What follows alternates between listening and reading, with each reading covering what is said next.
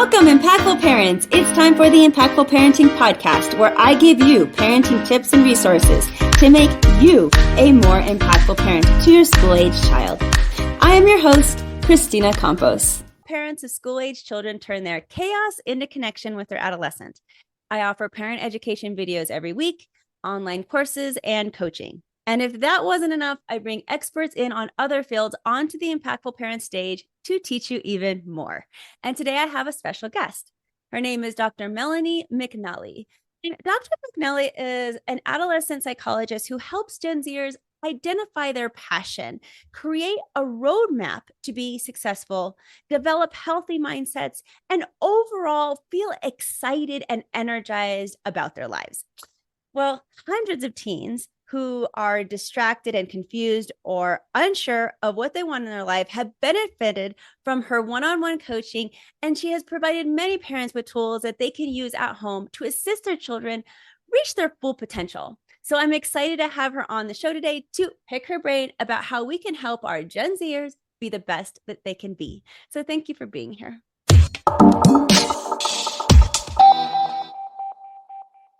Parents, we complain all the time about our teens being lazy and that we don't know how to get them motivated. How do we do that as parents? Do you have any tips for us? Yeah. So, when we think of motivation, we want to break it down into three areas. We think of drive, we think of grit, and we think of goals. And so those are kind of the essential components that make up motivation. And we have to figure out which area is the teen lacking in. So when we think of drive, that's like purpose, passion, curiosity. So are they lacking in that area? Is there, are they just not passionate about something? Do they feel like lack of purpose, or there's not a lot of curiosity? Is it grit? So do they lack that ability to persevere or stick with something when it's really hard or boring? Or are they lacking in goals? So maybe they've got the passion, they have the grit to stick with it, but they don't have a roadmap to move them forward.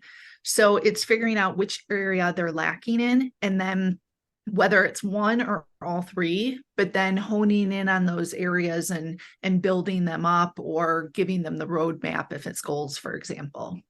Do you have any insight on why is this happening to our teens right now? I feel like as parents, sometimes we just don't get it. We don't understand. We can't empathize because this is a completely new generation with their whole new generation of problems.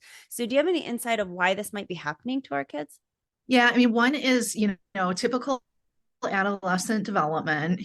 Part of brain development and part of adolescent development is to be more focused on social things, and so that that's where their focus and their vision is friendships. So that's one thing, and that can take away motivation in other areas. But also with this generation, a big component is screens. I'm not anti-technology or anti-social media or anything like that, but we have, made things very difficult for our teens by putting, basically the drug in their hand and then saying, what's wrong with you? Why are you addicted to this drug that we've been feeding you all these years? And so teens now, they're getting all their dopamine from screens because every time they log on or look at social media or play a video game, they're getting so much sensory input that the real world can't compare. And so then other things in the real world look really boring or they're understimulating. And then it's really hard to get them motivated to do those other things because their brain wants that dopamine. It wants to focus in on the stuff that's really stimulating, which is happening on the screen. And that dopamine is so real. It's so real when it comes from screens. I mean, we had it somewhat when we were watching television as kids, but it's just so much amplified now. And yeah, it's definitely a real problem. So just another reason to try to keep our kids away from screens as much as we can for as long as we can as parents.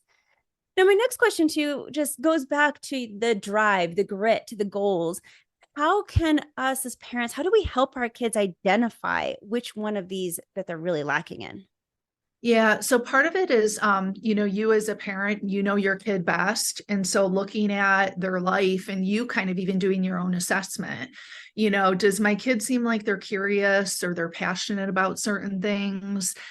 Is that an area that I need to build up? And if you're not sure, asking a lot of open-ended questions about things that they're interested in, things that they're curious about. And so then that you're kind of seeing, is this an area that's lacking? So you're kind of doing your own little internal self-assessment in each of those areas. Or if you see for grit, for example, if your teen tends to give up really quickly on things, or you notice that like once something gets hard, that's when my teen tends to kind of bow out, then you know that, okay, they're probably lacking in grit. And then same thing for goals. If you notice that they don't really have a clear plan or a vision or a roadmap to move forward, then that's an area that they might be lacking. So you can kind of do your own self-assessment, but then to get the teens to understand that about themselves, that's another story because you have to kind of find a way to make it part of the conversation where it's like non-judgmental, it's non-invasive, where you're not being overly critical or harsh, but maybe helping them see like, gosh, it seems like, you're spending a lot of time on screens lately and you're not interested in other things going on. Like, let's kind of build that. Let's find some things that you're curious about and let's just see where that leads you. And so reflecting back what you're noticing, and then just asking a lot of open-ended questions to get them to build that insight and reflection. I want to dig a little bit more into that before we move on. And that I am a big advocate of connection. I feel like it's the foundation of everything. And it's the first thing that I work on with my parents when they come to me for help, because typically that's when things start to fall apart, is when we lose a connection with our kids.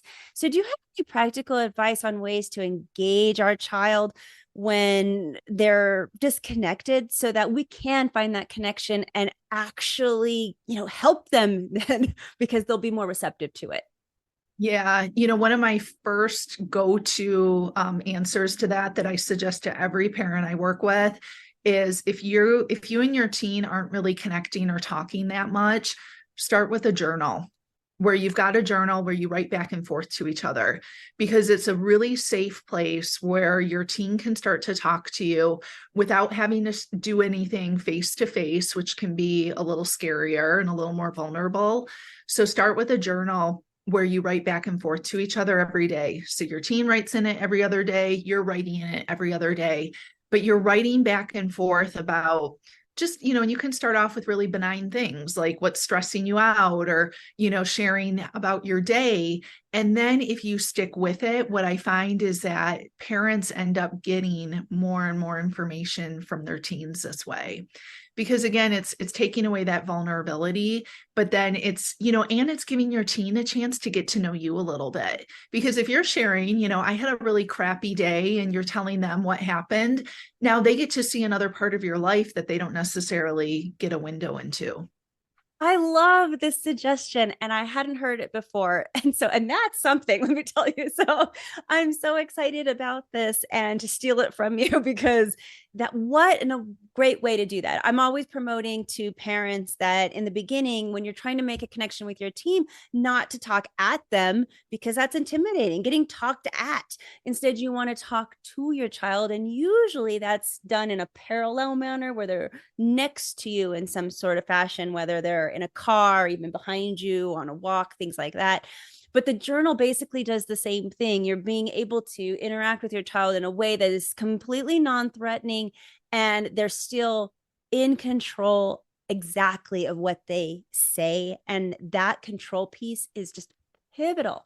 I mean, just so important for kids that are emerging teenagers and trying to assert their independence. So awesome suggestion. I really love that piece of advice.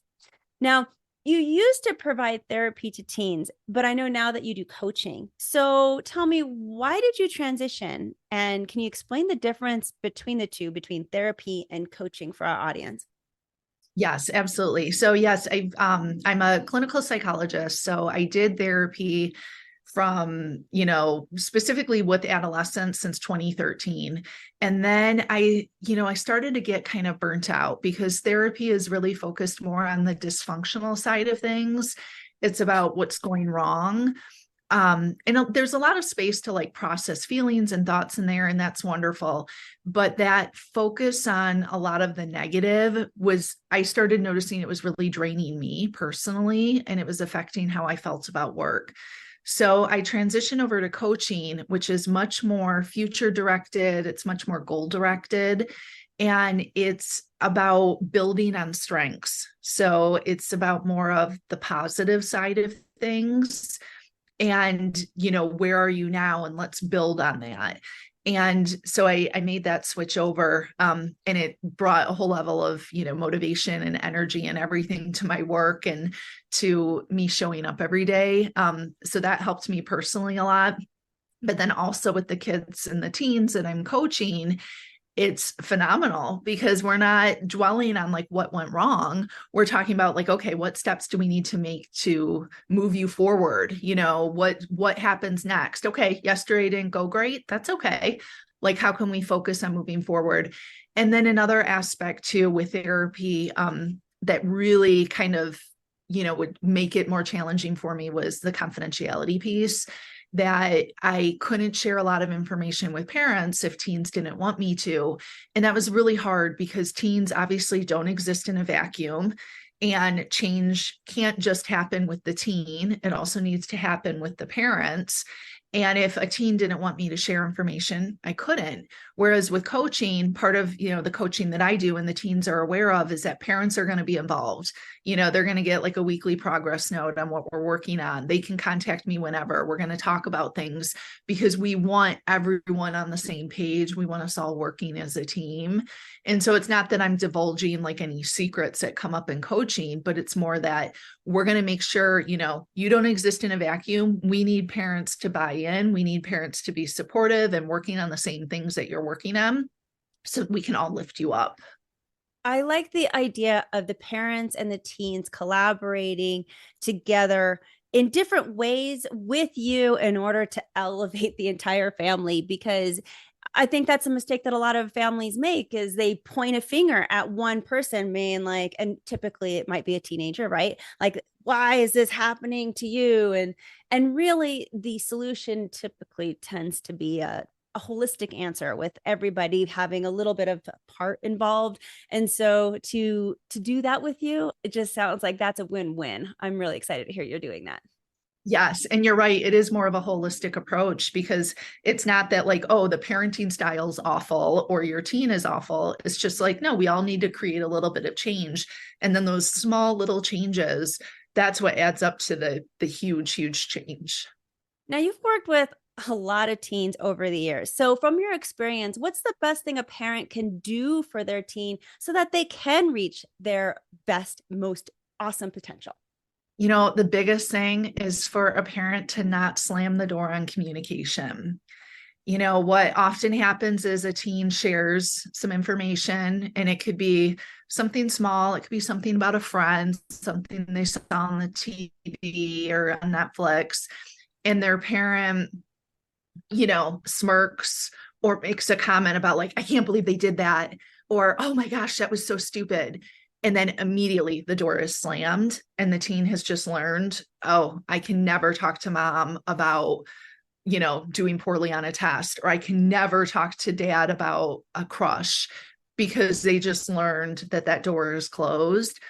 So for parents of teens, it's tricky, it's having a poker face and not really showing a lot of reaction. It's also, making sure that you're leaving that door open. So when they do share information, that you're allowing them to, you're just making comments of like, or, oh, wow, that's really interesting. Or how did you feel about that? Or, what did your friends say about that? But asking questions where you're getting curious. And so you're not being judgmental or harsh or critical, and then you're keeping that door to communication open. I see that as like a crucial piece, because when that door to communication is open, that means your teen can talk to you about anything that they're going through, and that's what you want. You don't want them going to their friends or going to the internet to figure out how to deal with some problem. You want them going to you. Yes, I could not agree more, and very well said. I think that parents do two things really pretty often that I think are mistakes. The first one is a lot of times they tease their child in out of love, because possibly we grew up in a way where our parents may have been a little bit like a teasing environment where teasing was a way of showing love. But when you're a teenager and you are like very, very insecure just about everything, that teasing, even though your parent has, maybe some good intentions and has a well-being for you, it hurts and it stings. And I don't think parents realize the repercussions of that. And then the second thing that I think parents make a common mistake with is they talk more than they listen. And unfortunately, that comes out of love too, where your child's talking to you, they have an issue, they're venting their problem, and all of a sudden we go into fix it mode as parents, like, oh, gotta fix it, gotta help, they must be telling me because they need my help, when really, sometimes your kid just needs somebody to vent to and they just need somebody to listen to. So it's nice to hear you talk about that. And I just want to point those two that I see parents doing quite often as just an error, but it's very easily fixed, and just a little tiny shift in your language and you're going to bring that connection in a little bit better with your teenager. I'll end with, do you have any last little tips like that to create that connection with your teen, or even like I said, a mistake that maybe you see with your parents pretty often that you'd like to mention so that we can stop that and elevate our parents up to a new level? Yeah, well, kind of going off of what you were saying, with when a teen does share, one common mistake I do see is that parents sometimes will share their own experience. So, and I know parents will do it to try and normalize and to say, like, oh, I've been through that too. And so a teen might talk about, maybe a friend group leaving them out or doing something socially that felt really awkward or awful. And a parent might share their own experience from when they were a teen or a young adult. And then the teen ends up feeling like, oh, they don't really get me. They don't really understand because part of brain development, teens feel like they are the center of the world. They feel like no one understands their experience, that their experience is unique. That's just part of their development. And so when a parent kind of chimes in, now they're feeling like, oh, you really don't get me. My experience is totally different than what you're talking about. And so if parents can try and, shift that as well, that can be really helpful. So I'm going to add to that, like, how do we shift that so that we can say, hey, this has happened to me, but not be quite as, I don't know, just like, just getting the wrong point across. We want them to identify with us and not do what you were just saying. Yeah, that's a good question. So I think what can be really helpful is if parents, first of all, make sure that the teen is done sharing, that you're not jumping in now to share your own experience. So once they're done, then saying, gosh, you know what? I had an experience. It's not identical to yours, and I'm sure it felt completely different, but I had something kind of like that happen to me when I was your age. Do you want to hear it? And so you're giving them the chance to say yes or no. I love that. I have to stop you and be like, oh my gosh, right there. Ding, ding, ding, ding. Listen, parents, you ask if they want to hear your advice. That's pivotal. Yes. I'm sorry to interrupt, but no, it's brilliant. Yes. Yeah. You're asking, you're checking in, but then also you're letting them know this isn't identical, like this is something where it's kind of similar and I can kind of get how you're feeling, but you're also understanding that like their experience is their own and it's very different. And again, it could be your experience could have been the exact same one that they're talking about. It's not that. It's just that during teen years, everything, you feel like you have a spotlight on you. You feel like your experience is unique and no one else gets you. They grow out of that and it doesn't last forever. But when they're in it, I think sometimes adults, we forget that they're in it and we want to just be relatable. Now, you have a lot to offer the Impactful Parent audience. So if people are listening to this and they're resonating with what you're saying and maybe want to put their teen in your services for help, how would they get a hold of you? Yeah, so you can find me, first of all, through my website, which is destinationu.net, and that's YOU, so destinationu.net. You can also follow me on Instagram. I'm at Dr. Melanie McNally. You can always DM me over there. But yeah, really those two things are a big, or you can even email me at connect@destinationu.net. And so you can always email for support. If you go to my website, I do have a free guide for parents to help improve communication. So you can always download that too. And you do have a freebie for the audience for today. Is that the same freebie or is that different? Actually, yes, that is the same one, the communication guide. Yeah, we'll put it inside the Impactful Parent app so that it sits right next to this video. So if you're listening and you would like to get it, you can either go to her website or you can go to the Impactful Parent app, download the app. It'll be right there next to it. Tell us a little bit about what we're going to find on that freebie. So it's going to have some practical tips to improve communication with your teen that you can put into effect immediately. So just some things that, we've talked about where you notice that parents tend to maybe lack a little bit, or maybe it's a little bit harder, just to kind of remind you of some things to do. And again, they're super easy things that you can just implement starting today. Well, thank you so much for being on the show today. I hope that you get a lot of parents reaching out to you because I know that you're fantastic and I want everybody else to know it too, so that we can help more teenagers reach their full potential. Thank you so much for being here. Thank you so much for having me. It was really fun. I hope today's episode brought value to your day. And if you would like to become a more impactful parent, download the Impactful Parent app. The Impactful Parent app is free to download and full of episodes like this one that's going to help you in your parenting journey. So carry help and tips and parenting resources right in your pocket so that you can refer to it when you need it most. Plus, when you download the Impactful Parent app, you are also joining a community of like-minded parents that also want to be the best parent they can for their child.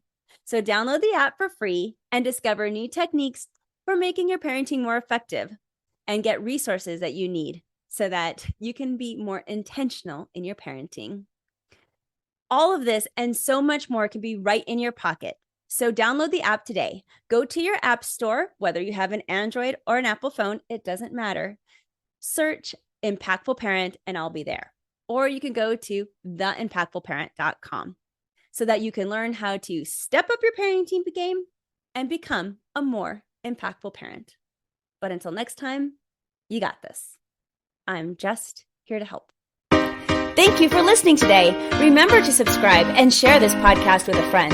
And don't forget, the Impactful Parenting Podcast is an extension of the Impactful Parent community. Go to the Impactful Parent website and download the free Impactful Parent app so you don't miss a parenting tip that can help you and your family.